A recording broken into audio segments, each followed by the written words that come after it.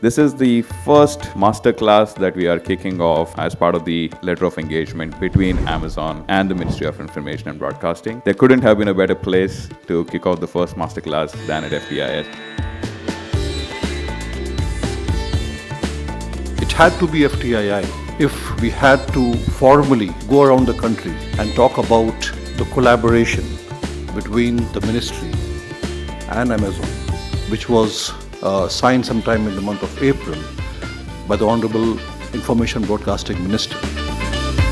Although all our courses are fully focused and practical oriented, but still there might be a gap where what today's industry requires that we need to identify, and that we can get in association with Amazon.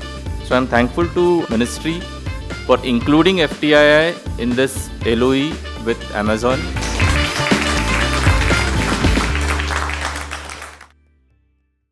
Thank you so much for joining us. I will kick it off with you, if you don't mind. Please. Yeah, and in your process, in your journey, how do you identify a story, right? How do you identify there is a story to be told in something that you observe, in something that you read, in something that you experience? And is there a particular effort or an intent in your school of filmmaking that you apply to make a story relatable? Is that a factor that you think about when you think about making a movie? I think as you guys go along with the creative process, maybe you will agree partly or fully with what I have to say here. With me, this has been the experience. Sometimes a story chooses me. Sometimes I choose the story, In Chiller Party, the story chose me. Dangal, the story chose me. It came to me, and then I ended up writing it. But Chichore, it's a part of my experience in my campus at IIT Bombay. So I chose to write that story, But like you said, the reason why I want to tell a particular story, it is a gut call, It is something I don't think can be defined in words. There are no set rules. Sometimes there is a voice which comes from within you and say, you should be doing this. And I purely follow that voice. When I heard just one paragraph of Dangal, somebody pitched to me and my gut voice was like, let's go and find out more. This seems promising. So I purely go with my gut feel. Yeah. Very interesting. All right, we're gonna talk more about your gut feeling. Thank you so much for that. Janvi, my next question is to you. What is the process for you in getting into the character? Where does it start and what is your process like? I think the excitement in it for me is to follow my director's lead. And I've noticed that each director has their own value system, belief system, what they feel that the character needs, what the film needs, what the actor needs. And I think through following these different processes, you learn so much and you build your foundation as an actor. And I think half the thrill of it for me is to ensure that each character is different from the other. And an easy way to ensure that that happens is to blindly follow the process that your director is subscribing and submit yourself to it. So my process on each film has honestly been quite different. And when you have a director like Nitesh sir with you, you must blindly follow his lead. And is it true, Nitesh sir? Does she blindly follow your lead, or she she disagrees with most of what you she's very say? modest to say that, but yes, I believe in doing a lot of prep, so there are a lot of discussions which happen. And yes, we love to agree that this is what exactly we are going to do on the day of the shoot, so that there are no surprises on the day of the shoot. Actor comes fully prepared, so yeah. what I've found though is that, most people think that an actor's job is that of a medium to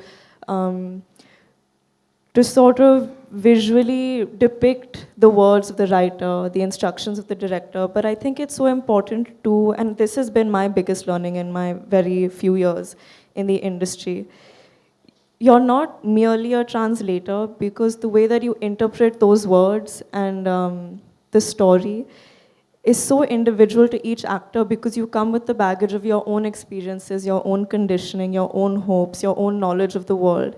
And so to expand your knowledge of the people of your country, of the stories that you want to tell, of the audience that you're speaking to, I think helps a lot.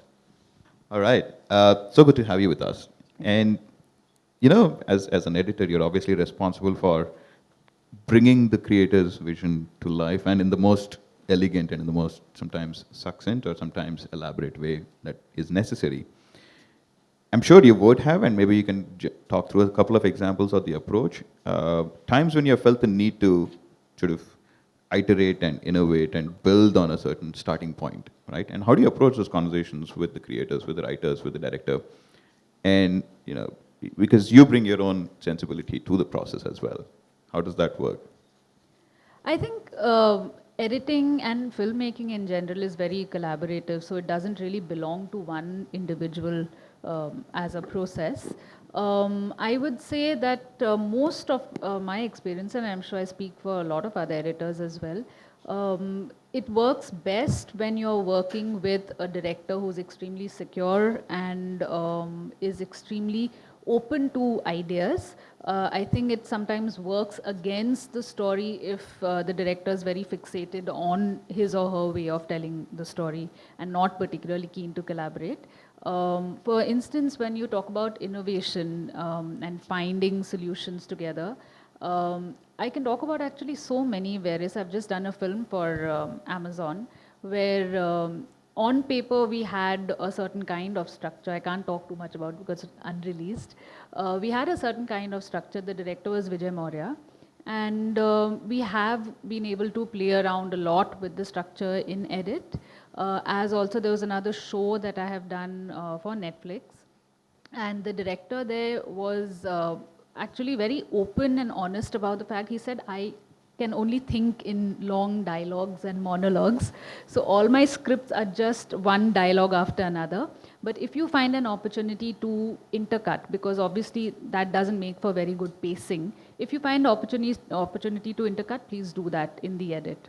So it is kind of, I think you need to be given that kind of space to explore. And as I said, if a director is willing to give you that space, I think that's really a very, very interesting collaboration. Nitish, sir, this is for you. Across most of your projects, you've actually worn multiple hats, two of the most predominant hats being as a writer and a director as well. And my question to you, and actually a series of questions is, one, does one end up getting in the way of the other sometimes, right? And second, to the students here, students of, pursuing courses in direction and screenplay, is it necessary to hone one's skill at writing to be a really, really good director? Okay, very tough question. I came prepared. Yeah. There are a lot of times when the director in me has given a lot of galis to the writer in me, because certain things we write as writers, once you go down to directing it, it suddenly looks like कि लिख तो दिया था अभी करेंगे कैसे, So I find it easier to direct stuff written by other people, which mostly happens when I do ad films. My movies mostly I have written only partly along with my set of writers. So let me just give you an example, which is in Dangal, when we wrote the first draft, तो जो Commonwealth के fights थे वो तब हमको wrestling के बारे में कुछ ज़्यादा मालूम नहीं था. We were just writing the first draft based on our interactions. So we knew that this is what the graph we need to keep. Quarter final, round 1, Geeta loses badly. Quarter final, round 2, Geeta wins closely. Round 3, quarter final, Geeta wins just in the nick of time. ये हमारा draft था. And this is something which we wrote for semi-final also and for the final also. And once you start directing it, you say, okay, how is she going to win closely round 1 or lose badly round 1? Win closely round 2. So you have to start doing all that mehnat and you say, yeah, likhna bahut aasan tha, but when you get down to directing it, it's very difficult. But if you ask me that which is a more difficult process, I can tell you writing is a very, very difficult process. It's probably the toughest I have faced so far because it's all about creating something out of thin air. When you're directing, you already have a material on paper. You already have some visuals in your head. When you're writing, you have nothing. So to me, writing is very difficult. And would you therefore say it's a good practice, or you would advise students to pursue, students who want to pursue a career in direction, do you think it's an important skill for them to hone their skill at writing as well? Not necessarily, because I know a lot of very good directors who are not writers.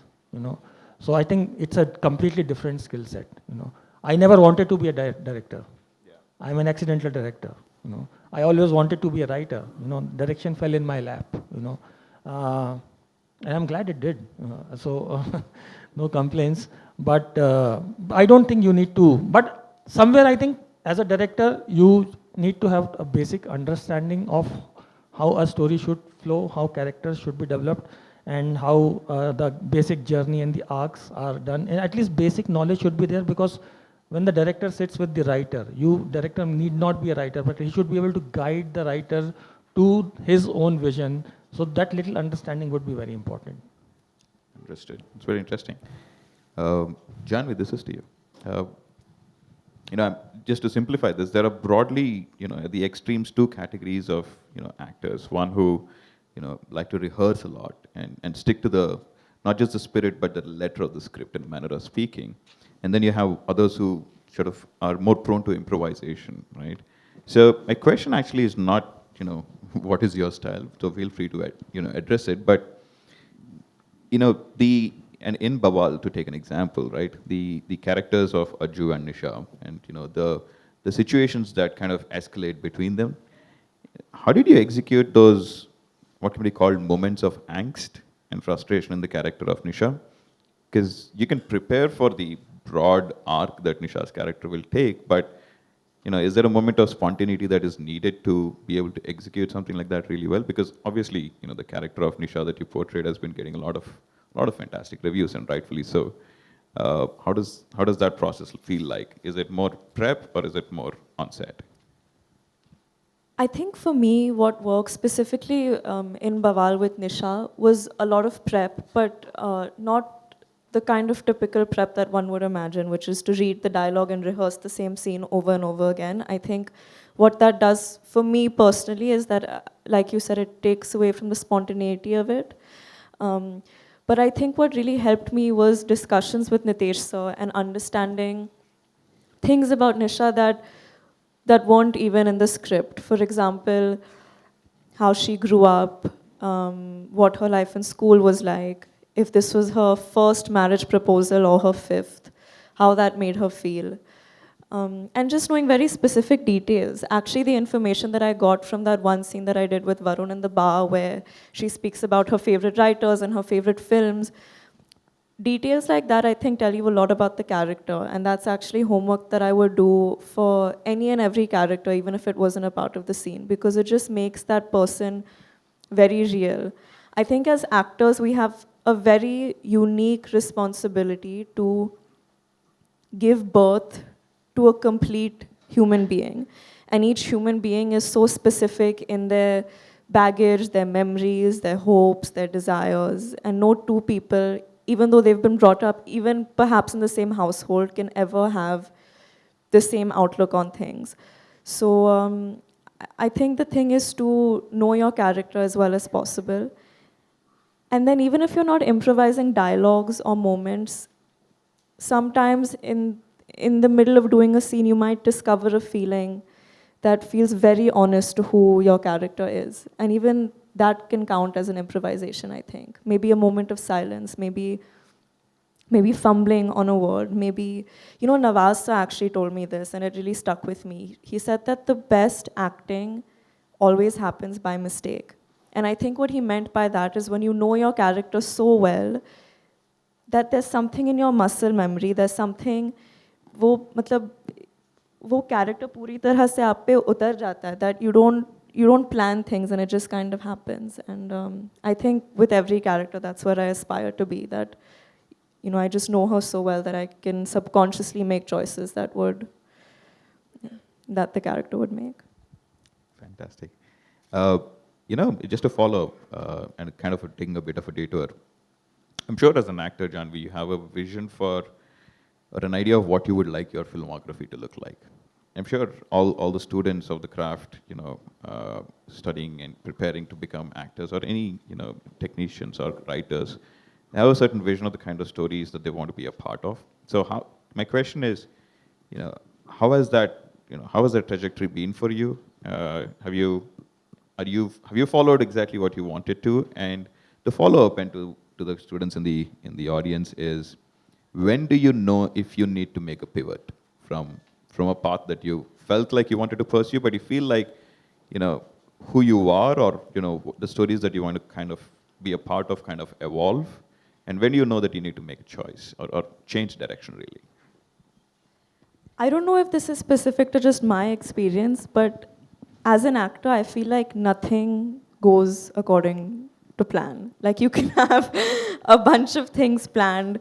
You can have like इसके बाद ये film होगा, फिर ये होगा, फिर ये होगा, मेरे dates ऐसे है. Nothing ever goes according to plan. Like I had a vision a week ago of what my life was going to look like for the next couple of months, and it just keeps changing. And so I guess you just have to adapt. And from all of the interactions I've also had with other actors, they feel similarly. So I don't think this has anything to do with where you are in life, what position you are in as an actor. I think it just kind of, it's a professional hazard almost. Waiting is a big part of the job.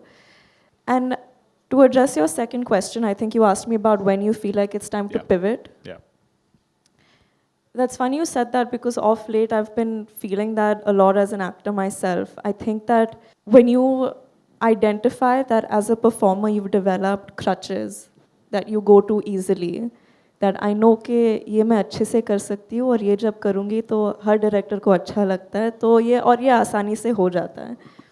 And that's convenient, but you should identify that you're only impressing in a way yourself or the people in the moment. But as an actor, you need to keep pushing yourself, breaking those crutches, challenging yourself, going into uncharted territories. I think that for a while now, I've played slightly more vulnerable characters, perhaps even slightly back-footed characters, with a lot of sincerity but inner turmoil, relatively quieter characters. And I think that I've developed my go-to regiment to what someone like that would be like.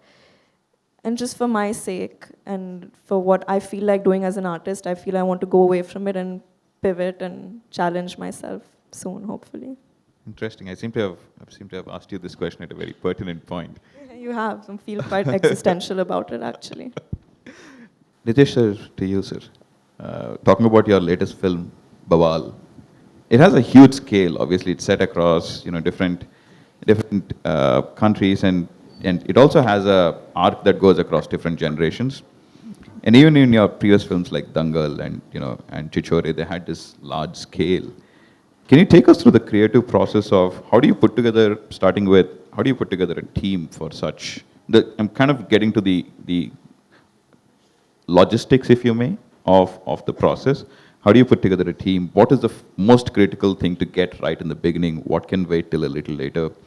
And where does casting come in? And what are the absolute must get this right things in the beginning? I think just to tell you the way I operate is that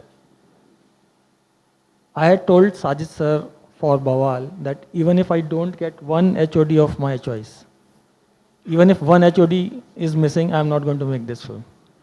So it's that important, for everyone who I want should be there for me, because every department is so critical.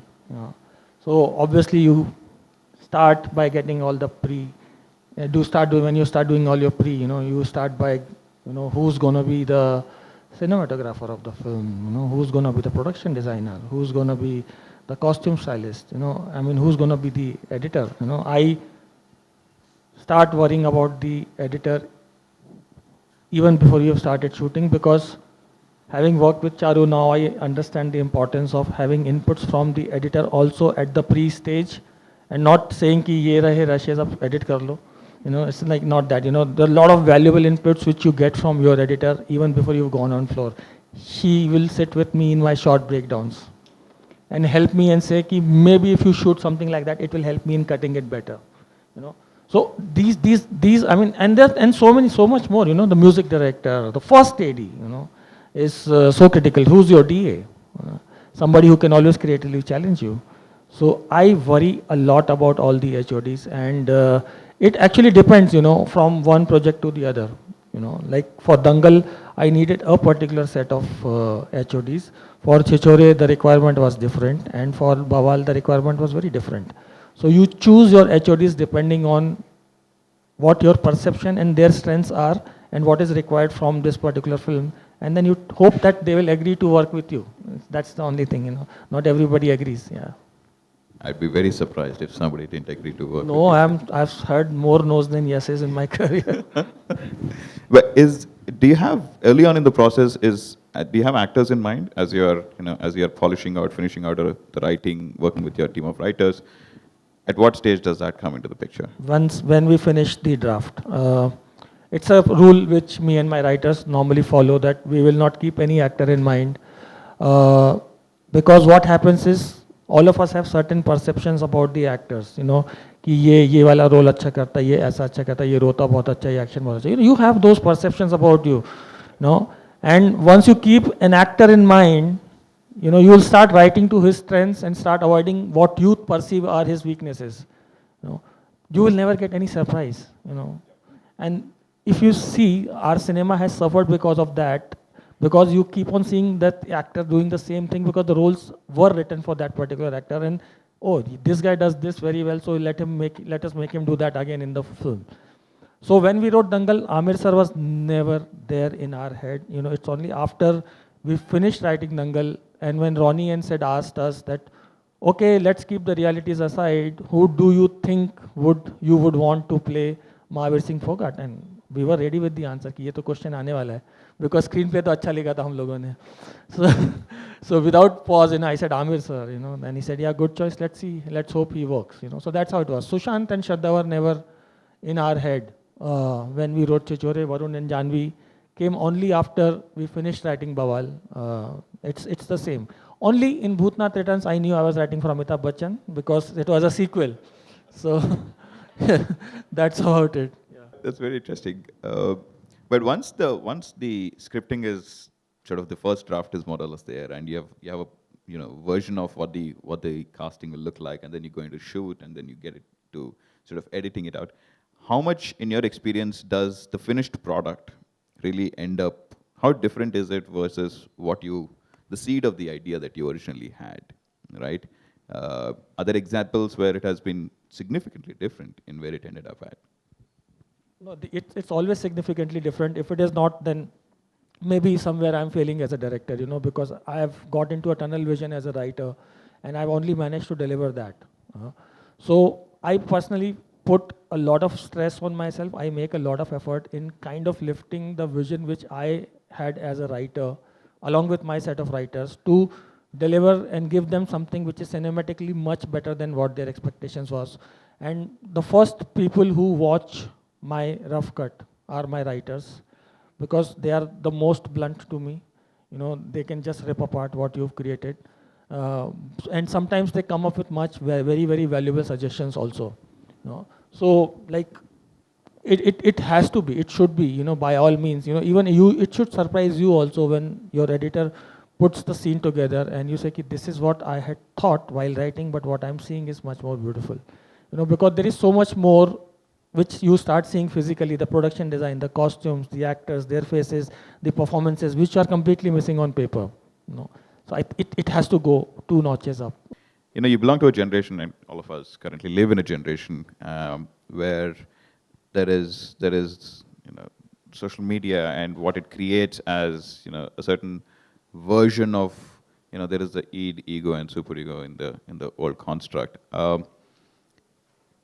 And how do you maintain objectivity in such a situation? Because what can sometimes be alluring is, pursue what is popular, pursue versus what you truly want to, versus what you are really popular for, what you are famous for. How do you make sure that your assessment of what you want to chart as a course is true to your own self?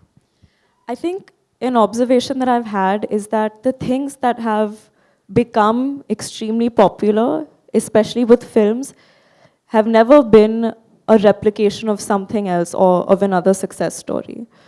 So films that garnered, the most amount of love, or performances that got a lot of love and recognition, have never been a template or have usually more often than not had a reference point. I mean, just speaking purely of Nitesh sir's filmography, Chichore I don't think had a reference point at all. Neither did Dangal. And I think the way that that resonated with people was historic. And I don't think the agenda was ever to follow a template. So what I've observed is that more often than not, when you try to follow a template or try to follow a popular trend, आपकी नियत ही गलत है. So how will it land? How will it? I think what resonates the most with people is original ideas told with conviction, told with honesty, and to hear stories from people that actually have a take on things. Otherwise, everyone's just trying to replicate templates, even in performances, even in stories, even in like stupid social media posts. Like ये reel में ज़्यादा views मिले तो हम भी नाचेंगे पेड़ के नीचे या बारिश में नाचूंगी. Like it's, I don't know. I feel it's very important to um, maintain a certain amount of your personality, what feels organic to you, and protect yourself from the noise, because otherwise you'll never be able to be objective, I think. What, in your opinion, Vikramji, will be, you know, we are inherently a culture of stories and storytellers. It is ingrained in, how we all grow up and, mythologies. What do you think is the one thing that will accelerate our impact on the global stage as a source of great stories and storytelling? And, what can students therefore take as that inspiration to really, for Indian stories to find a global stage consistently? I think what Janvi mentioned was very, very important, that we have so much of stories within our country, that we must go for our own stories, our own experience, which we can share with the entire world. I mean, take the example of Panchayat. It is a story of a village, but that story resonates across the country. And so beautifully it has been. It's an original story. Similarly, there would be several other stories in some part of the country, whether it could be in Guwahati, it could be in Patna, it could be in so many places, which we are not aware of. And those stories, interesting stories about people, about culture, which can then be woven into a beautiful web series or a film, and the world will watch it. We see a lot of web series or films of Korea. It was made essentially for Korea. When Squid Games came, when Money Heist came, it was never meant to be sent internationally. It was meant only for that country. It was through an experiment that it took it to other countries. Because of technology, you can dub it and you can subtitle it in various languages, but that created waves. So the type of diversity which we have in this country, if we are able to pick up those stories, rather than ape some movie which has been made in Hollywood, and we try to adapt it and make it, it's better we give those original stories to the world, and we would be there. Antara, this is a question to you. How do you think opportunities have changed, or have they? And I might be presumptuous in how I framed that question. And if they have, how have opportunities changed for technicians who, with the advent of streaming, right? Has it become a larger canvas, or has the nature of the skill to be developed, or has the expertise sought also gone through some evolution, in a manner of speaking? And just segueing from that into, what you foresee the future of entertainment to be, what would your advice be for the audience? So definitely, yes, the opportunities have really opened up with the advent of streaming, which is good and bad because, of course, there's a lot of employment, there's a lot of scope for employment, but that also the flip side to that is that a lot of people who are underskilled would also be getting jobs that they're probably not primed for. And this is within our film industry. You will find people earlier when this is even before we were in the film industry, they were very highly skilled. For instance, negative cutters, very highly skilled at their jobs. Not everyone can do that job. Or anyone, even I would say light boys or focus pullers. Very specific job profile, and they're people who had trained extensively. I would say that one finds a lot more people around now who are not as well trained or do not have enough a number of years under their belt of training. A lot of people who are, for instance, in editing itself, becoming editors like a year into just assisting. And I'm a very firm believer in people assisting directors or editors or whatever it is, and which is good and bad. It's great for that person, but I feel it may not necessarily translate into longevity of that person's career graph, and doesn't necessarily translate into very good filmmaking. This is my personal opinion, and of course there have been exceptions to the case, but I do feel that that is one pitfall, definitely. Has streaming changed not just the diversity of opportunities that are available for you as an actor, but also what it requires of you as an actor? And how do you see that sort of shaping up? I think, yeah, as a consequence it has, because what it has directly impacted really is exposing our audiences to content from around the world. And I think they are now exposed to different calibers of content. And there's such an abundance of content that all of a sudden they refuse to settle for average or anything even close to average. So their standards are extremely high, which I think is a great thing, because it inspires us to push to the levels of some of the cinema and content that we're seeing ourselves from around the world. I think lines have been blurred. Language is no longer a barrier. I think it inspires us to make global films, like you said, inclusive films.